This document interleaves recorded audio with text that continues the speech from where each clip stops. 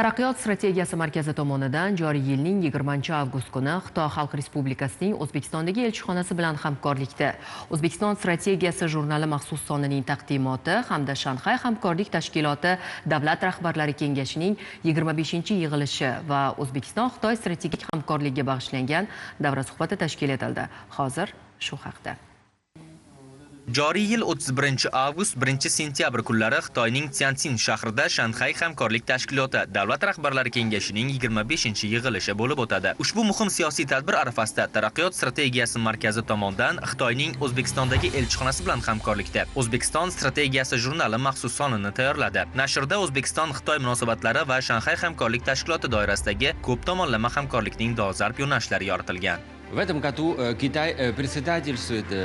Joriy yilda Xitoy Shanxay hamkorlik tashkilotiga mezbonlik qilmoqda. Biz esa ushbu sammitni yuqori ruhda samarali o'tkazish va bu orqali barcha hamkorlarimiz bilan aloqalarni yaxshilash, tashkilotni rivojlantirish uchun qo'limizdan kelgancha harakat qilamiz. Biz O'zbekiston tomoni hamda muhtaram prezidenti Shavkat Mirziyoyevning Shanxay hamkorlik tashkilotini rivojlantirishga qaratilgan sa'y-harakatlarni juda qadrlaymiz. Bugungi tadbirning muhim jihati shundaki, biz taraqqiyot strategiyasi markazi bilan hamkorlikda hamkasblarimiz maqolalarini o'ziga jamlagan jurnalni taqdim etdik.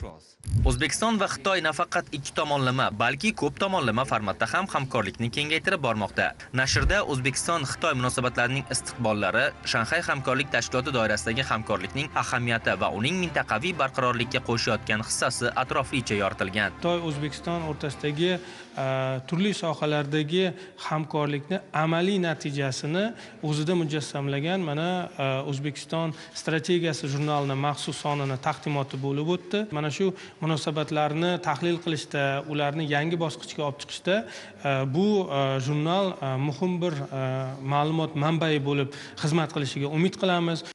O'zbekiston va Xitoy o'rtasidagi munosabatlar strategik sheriklik asosida barqaror rivojlanmoqda. Shanxay hamkorlik tashkiloti doirasidagi hamkorlik esa nafaqat ikki davlat, balki butun mintaqaning barqarorligi va taraqqiyotiga xizmat qilmoqda. Kelgusi yillarda siyosiy diplomatik muloqot, savdo-iqtisodiy aloqalar, madaniy, gumanitar va ilmiy-texnikaviy hamkorlik yanada mustahkamlanishi shubhasiz. Murojon Axatov, Samandar Samatov, Azyan Gzakov, Zamon informatsion tahliliy dasturi uchun.